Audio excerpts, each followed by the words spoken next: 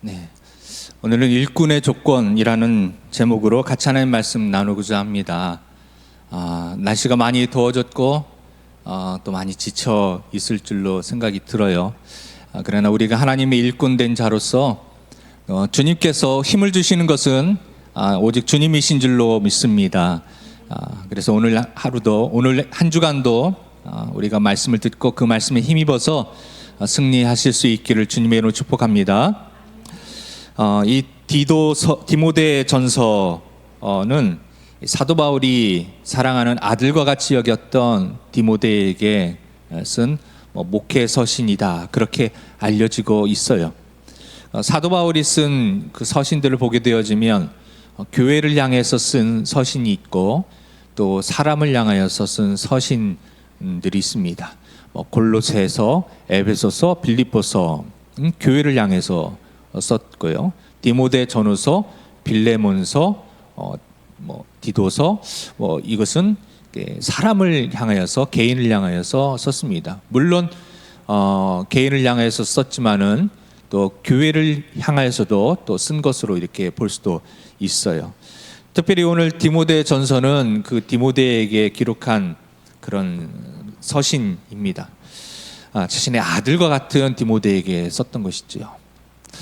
여러분은 사랑하는 이들에게 편지를 써보신 적이 있으시지요?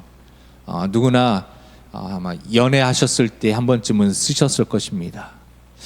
또 이 세월을 흘러서는 또 그 자녀들에게 뭔가 짧은 글이라도 문자라도 보내셨을 것입니다. 요즘에는 어서 오세요, 반갑습니다. 요즘에는 편지 쓰는 것보다는 문자로, 스마트폰으로 문자로 보내는 게 더 익숙하고 또 이모티콘이나 그런 것들을 통해서 보내는 게 더 익숙한 세상이 되었습니다. 그래도 한번 이 문자로 짧게 보내는 것보다 볼펜을 잡고 또 펜을 잡아가지고 편지를 한번 이렇게 짧더라도 쓰는 것은 또 다른 감성이 있는 것 같고 또 마음이 더 전달되는 것 같아요. 사도 바울이 사랑하는 디모데에게 그를 아끼면서 그를 위하여 당부하면서 썼던 이 편지, 여러분들도 이 한 주간 한번 여러분이 사랑하는 이에게 이 복음의 말씀을, 그 하나님의 사랑을 담아서 또 그 영혼을 사랑하는 마음으로 한번 편지를 한번 써보시면 어떨까, 그런 시작하면서 그런 마음이 듭니다. 자, 사도 바울이 디모데에게 이 편지를 썼던 것 그냥 쓴 것이 아니라 그런 관계성이 있었기 때문인 것이죠. 여러분, 이 관계성은 굉장히 중요합니다. 같은 말을 하더라도 관계에 신뢰가 있으면 그 말을 우리가 흡수하게 되어집니다.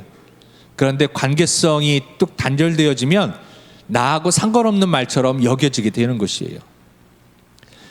하나님께서 우리에게 그 사랑을 듬뿍 담아서 우리에게 편지를 쓰셨습니다. 그 하나님의 편지는 글로 쓴 이 성경 말씀도 있지만, 그러나 가장 우리에게 완벽하게, 그리고 가장 우리에게 정말로 하나님께서 생명을 다해서 쓰신 편지는 바로 예수 그리스도라는 편지예요. 예수 그리스도를 통하여서 우리들에게 하나님의 그 마음을 담아서 편지를, 그 구원에 내가 너를 얼마나 사랑하는지, 그래서 너를 구원하기를 원하신다고, 너를 자녀 삼기를 원하신다고 편지를 쓰셨습니다. 사도 바울도 그 마음을 담아서 사랑하는 아들과 같은 디모데에게 이 글을 쓰고 있습니다. 사도 바울이 디모데에게 쓸 때, 여러분 거기 이제 이 한 주간도 여러분이 한번 디모데 전서를 쭉 한번 읽어보세요. 짧기 때문에 디모데 전서가 6장까지만 있습니다. 그래서 여러분이 오늘도 이 3장 읽는데 한 2분 한 30초, 3분 안 걸렸습니다. 그러니까 3, 6, 18. 20분이면은 전부 다 읽을 수 있을 거예요. 좀 천천히 읽어도 30분이 있습니다. 한 주간 좀 읽기를 원하는데요. 그런데 디모데가 이 편지를 쓰면서 거기에 나오는데 사도 바울은 어떤 사람이었죠? 일전에는 그가 자신이 얘기합니다. 악한 자라고, 그리고 그리스도를 믿는 자를 핍박했던 자라고, 그리고 자신에 대해서 자신이 굉장히 부족한 사람이라고 솔직하게 자신을 이야기하고 표현합니다. 그럼에도 불구하고 디모데에게 이제는 사도 바울은 편지를 쓸 수 있는 그런 위치까지 가 있어요. 여러분 스스로 생각하기에 나는 전도할 그릇이 안 돼, 내가 하나님의 일을 할 만한 어떤 일꾼이 될 자격이 없어, 여전히 나는 부족해. 그렇죠. 여러분 틀린 말은 아닙니다. 하나님 앞에 어느 누가 완벽한 자가 있겠습니까? 하나님 앞에 어느 누가 있는 모습 그대로 가서 합격할 자가 누가 있겠습니까? 천국에 당당하게 나는 천국에 갈 자격이 있다고 얘기할 사람이 누가 있겠습니까? 하나님의 은혜인 것이지요. 우리가 지옥 백성에서 천국 백성이 되는 그 사이에 전환점이 무엇입니까? 무엇이 우리를 그렇게 신분을 바꿔놓습니까? 바로 이 복음인 것이죠. 예수 그리스도 이 복음, 예수 그리스도 이 복음이 우리를 바꿉니다. 사도 바울을 바꾼 것처럼 우리를 바꿉니다. 여러분 그동안의 관계가 조금 멀어졌고, 뭔가 내가 그에게 뭔가를 편지를 쓴다거나 무언가 권면할 때 관계가 이렇게 오래됐고 끊어졌고 좀 이렇게 틀어졌고 그랬던 관계가 있으십니까? 내가 말한다고 해서 저 사람이 듣기나 하겠어? 내가 말할 때 그 사람 귀를 듣고 무시하지 않을까? 사도 바울이 만약에 예수님을 정말로 진정으로 만나지 않았더라면 디모데에게 이 글을 썼을 때 디모데는 그것을 받지 않았을 수도 있습니다. 그러나 여러분 디모데는 이것을 받는 것이지요. 그리고 지금 우리도 이 말씀을 받습니다. 왜요? 사도 바울이 과거에 그 악했던, 예수 믿는 그리스도를 따르는 자들을 핍박했던, 스데반을 죽였던 과거의 모든 그런 죄들을 회개하고 진정으로 예수 그리스도를 만났고 그의 삶을 헌신하고 드렸기 때문입니다. 그렇습니다. 여러분의 그 사랑을 담은 말과 편지가, 이 복음의 전함이 상대방에게 여러분 전달이 되어지고 감동이 되어지고 움직이는 것, 무엇으로 가능할까요? 우리가 사도 바울처럼 과거의 모습을 벗어 던져버리고 예수 그리스도의 그 복음으로 새롭게 되어지면 거기에 내가 힘이 있어서가 아니라 예수님 때문에 그 복음이 능력이 되어서 그 영혼을 변화시키고 이 복음이 그 영혼 가운데 심겨지게 될 것입니다. 사도 바울은 디모데에게 이 디모데전서를 쓰면서 몇 가지 이유를 가지고 썼어요. 첫째는 이 교회 안에서 디모데가 어떻게 목회자로서 행해야 되는지를 첫 번째 썼고요. 두 번째는 이단의 거짓된 교리를 배격하고 참된 진리를 보호하기 위해서입니다. 이 디모데가 목회했던, 지금 디모데가 이 편지를 받는 그 교회는 어느 교회일까요? 에베소 교회입니다. 에베소 교회. 왜냐하면 성경 쭉 보면은 사도 바울과 전도여행을 쭉 디모데가 같이 하다가 에베소 교회에다가 내려놓고 여기에서 이 교회를 사도 바울이 잘 디모데에게 부탁하고 전도여행을 다시 떠납니다. 그래서 아마 여기는 에베소 교회일 것이다 라고 보고 있습니다. 근데 에베소 교회, 에베소라는 지역, 여러분 전에 한번 몇 주 전에 말씀드렸죠. 거기에서 생각나는 그 온갖 우상들 중에 생각나는 그 조각상이 있었죠. 무엇이었습니까? 그 여신의 이름이 뭐였죠? 아데미 여신이라고 있어요. 기억나십니까? 막 가슴이 20몇 개 달려있는 그 여신. 풍요의 상징이다. 다산의 상징, 풍요의 상징이고 부의 상징으로 여겨진 것이죠. 그러면서 그 여신에서 보여지는 것처럼 굉장히 이방 종교들은 어떤 물나람이 그 안에 들어가 있습니다. 그리고 에베소에 세워진 신전이 있는데요, 이 신전은 우리가 그리스 아테네의 그 신전이 유명하잖아요. 근데 그 신전보다 2배나 더 큰 신전이 에베소에 있습니다.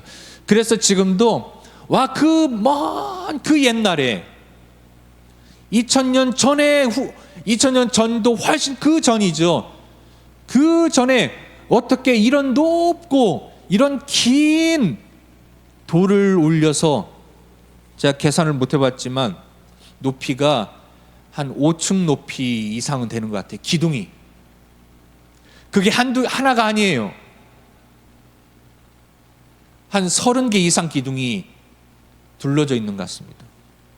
그리고 그 높이의 건물을 짓는데, 그래서 지금도 어떻게 건축했는지 불가사의 이해가 될 수 없을 정도로, 아직도 납득이 안 될 정도로 정말 그 당시에 웅장한 신전을, 우상을 숭배하는 신전을 만들고 그렇게 했던, 그래서 이 에베소 교회 안에 온갖 이단들과 잘못된 거짓된 교리들이 들어와서 교회를 무너뜨리고 혼탁하게 만드는 그런 공격들이, 사단의 공격들이 있었습니다. 또 하나, 세 번째는 방금 드렸던 말씀과 연관된 것이죠. 에베소 교회에 온 성도들이 하늘에서 뚝 떨어진 성도들이 아니지 않습니까? 예루살렘에서 비행기 타고 온 성도들이 아니지 않습니까? 물론 몇 사람도 있겠지만 거의 대부분은 에베소 주민들이 교회로 들어오게 되어집니다. 그러면 그들은 평생 교회 오기 전까지 어떤 그 종교적인 영향 아래 있었습니까? 바로 우상의 그 아데미 여신과 그 신전의 그 영향 아래 그들은 태어나면서부터 엄마 뱃속에서 계속 듣고 그 행위를 하고 종교 행위를 하고 그렇게 자라왔어요. 근데 교회에 딱 들어온 순간 하루아침에 그 끊어지는 게 아니잖아요.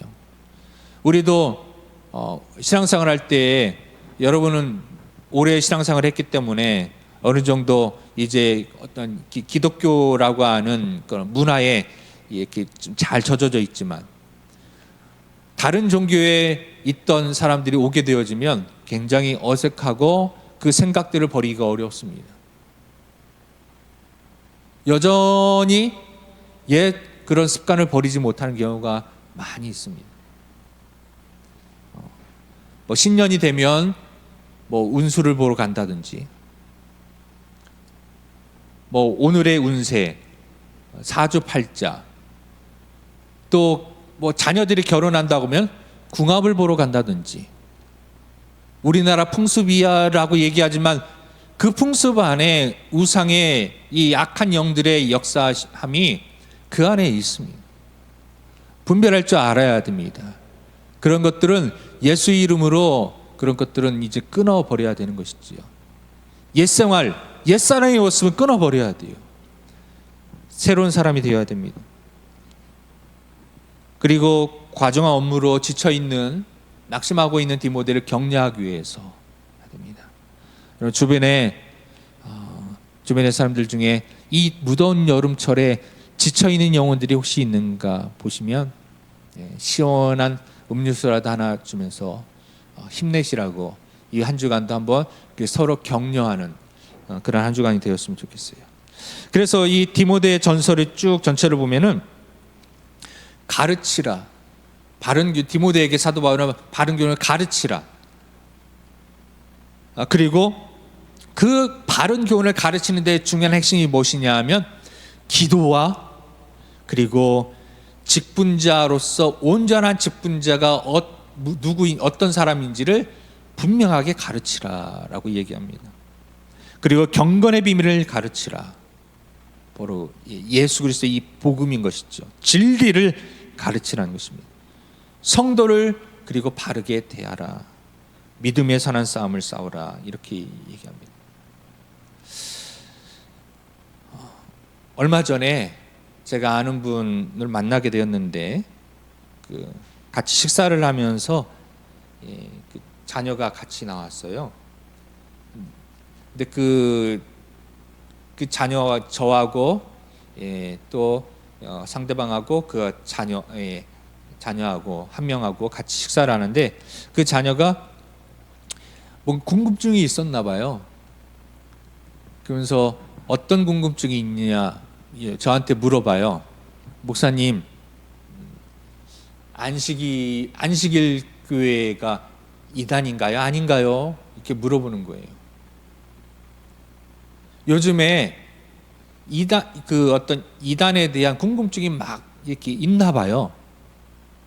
그러면서 거기 안식일이 어떤 건가 알아보고 싶다고 그런 이제 이야기를 하는 겁니다. 여러분, 그럴 때 어떻게 해야 될까요? 우리가 믿음을 지키기 위해서, 예수를 더 잘 알기 위해서, 바른 교훈, 진리 가운데 있기 위해서 우리가 택해야 될 좋은 믿음의 교육의 방법은, 첫째는 이단들이 뭔가를 잘 알아서 피해 다닌다. 둘째, 정말 진리가 무엇인지, 진짜 예수님이 어떤 분이신지, 진짜 하나님의 은혜가 무엇인지, 이 성경의 말씀이 어떤 말씀인지를, 오직 예수 그리스도를, 이 복음을 정말 철저히 연구한다. 어떤 것이 더 정답일까요? 두 번째입니다. 이단이 뭐 100개이고 1000개이고 소용없어요. 오직 한 가지, 복음, 진리, 이것만 여러분이 잘 아시면, 진짜가 무엇인지만 잘 알면, 어떤 교묘하게 가면을 쓰고 뭐 이렇게 꾸미고 이단이 거짓이 들어와도 진리가 이것이기 때문에 거짓을 알 수가 있는 것입니다.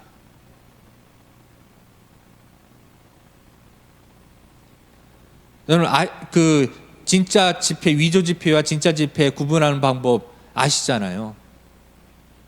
지금은 다 기계로 이렇게 한다고 치지만, 기계도 못하는 것을 이 전문가가, 정말 기계도 놓치는 것을 전문가가 찾아내는 그런, 정말 기계보다 더 천재인 그런 그 위조 집회 감별사 분이 계셨습니다. 아시잖아요. 그분이 뭐라고 했는지. 날마다 그분은 연습해요.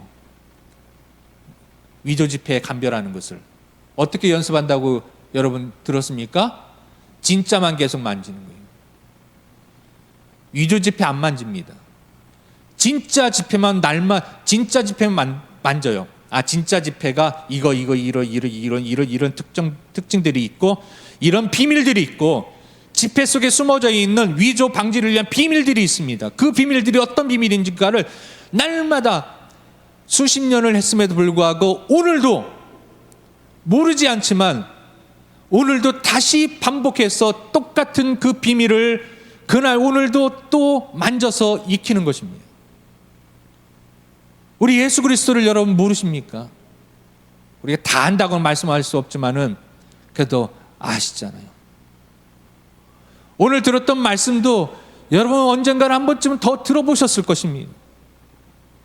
똑같은 말씀, 똑같은 내용, 날마다 어디 가든지 오직 예수, 오직 말씀, 오직 기도, 사실은 똑같은 것이에요. 매일 여러분 그 안에서 포인트 뽑아내라 하면은 예수 그리스도, 그리고 말씀과 기도 생활 잘해라, 이겁니다. 진짜를 알려면 우리는 진짜를 날마다 똑같은 그 집회를 날마다 만지는 사람처럼 날마다 이 복음을 날마다 듣고 보고 그것을 기억하고 암송하고 그 기도 가운데 하나님을 날마다 만나셔야 됩니다.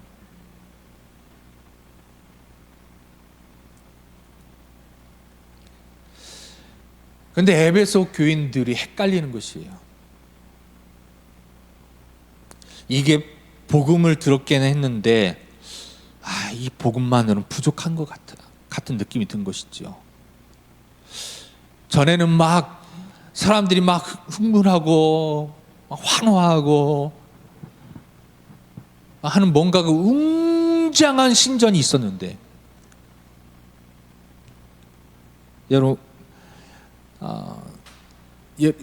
제가 이제 모교회가 제가 주일학교 다녔을 때 4, 5, 6학년 그러니까 초등부죠. 초등부. 그러니까 100명이 조금 더 모였었고요. 중등부, 중학교 1, 2, 3학년 100명이 모였었고, 고등부도 1, 2, 3학년 100명 모였었고, 어른들은 한 7, 800명 정도 모였던 그런 교회였습니다. 그러니까 유치부가 한 50명, 유년부가 100명, 그럼 전부 몇 명 정도 되나요? 400, 400에다가 800, 1200명 정도 출석하는 교회에 다녔고요. 그리고 부교육자로도 1000명 넘는 교회에서 부교육자도 했었어요. 그리고 가끔씩 이제 휴가철이나 수련회 같은 경우에 가면은 뭐 수천 명이 모여서 수련회를 하고 하는 그런 수련회도 가봤습니다. 그런데 여러분, 큰 교회 수천 명 모이는 큰 교회 다니던 성도들이 정말 조그만 개척교회 와가지고 한 5명 앉아있는 그런 교회에 딱 와서, 지난주까지는 1000명 단위, 2000명, 3000명 있던 교회에서 오늘 이사를 왔는데 집 앞에 왔는데 교회가 삼각교회에다가 5명 앉아있다. 그러면 느낌이 어떨까요? 좀 어색할 것 같아요. 왠지 이렇게 예배드려도 예배 드린 건가? 막 전자악기도 뭐 드럼도 있고 기타도 있고 찬양대가 막 전에 때 찬양대가 쭉 서가지고 막 성가대도 몇십 명 있고 뭐 100명씩 성가대가 우렁차게 찬양하고, 싱어들이 막 정말 목소리 좋은 싱어들이 찬양하고, 온갖 악기들이 막 오케스트라가 하고 있고, 조명이 있고, 때로는 특별한 순서 같은 경우에는, 절기 같은 경우에는 막 연극도 막 하고, 누릴 것이 많고 경험할 게 많고 한데, 작은 교회에 오면은 뭐 그런 게 없잖아요. 반주자도 없어가지고, 있어도 어색해가지고 틀리고 하면은 이게 박자도 안 맞고 이게 예배 드리는 건가? 하나님 기뻐하시는 건가? 그런 마음이 들 수가 있어요. 근데 여러분, 이 에베소 교인들이요, 그 처음에 말한 것처럼 정말 불가사의한 기둥 하나의 높이가 5층보다 더 높아 보이는데, 그 높이의 기둥을 수십 개를 둘러온 그런 웅장한 신전에서 수많은 그 에베소에 있는 그 수많은 사람들이 거기에 올라와 가지고 우상에게, 이 성경에 보니까 막 우상의 사자들이 막 자기 옷을 찢고 피를 흘리고 막 고함을 지르고 막 사람들은 환호를 지르고, 이런 거대한 어떤 퍼포먼스가 보여지는 그런 웅장한 그런 우상 예배를, 제사를 드리다가 지금 에베소 교회에 왔잖아요. 에베소 교회가 어떨까요? 거기에 비하면 정말 개척교회잖아요. 삼각교회잖아요. 몇 명 안 되고, 또 교회 다닌다고 사람들은 우성우성거리죠. 왔을 때 그들은 여전히 실망스러웠을 거예요. 이게 예배 드리는 거 맞아? 야, 이 신이 정말 이렇게 해서 이 신이 기뻐하실까? 나를 축복하실까? 이런 의심과 고민들, 거짓된 그런 메시지, 여전히 오직 하나님만으로 만족하지 못하고 십자가 복음만으로 나아가지 못하는, 그래서 문어발식으로 보험을 들듯이 여전히 그 우상 숭배하는 것도 끊지 못하고 있는 그런 사람들. 그래서 그런 사람들이 디모데를 보면서 목회자로 인정하지 않고 있어요. 왜냐? 일단 나이가 어려요. 그리고 디모데도 성경에 보니까 몸이 좀 연약했던 것 같습니다. 아니, 목회자라고 여기 섰는데 나이도 어리지, 또 몸도 좀 부실하지, 그들이 믿을 만한 어떤 영웅같이 보이지가 않는 거예요. 앞에서 카리스마 있게 막 외치면서 나를 따르라 그래야 되는데 디모데는 조용한 것 같아요.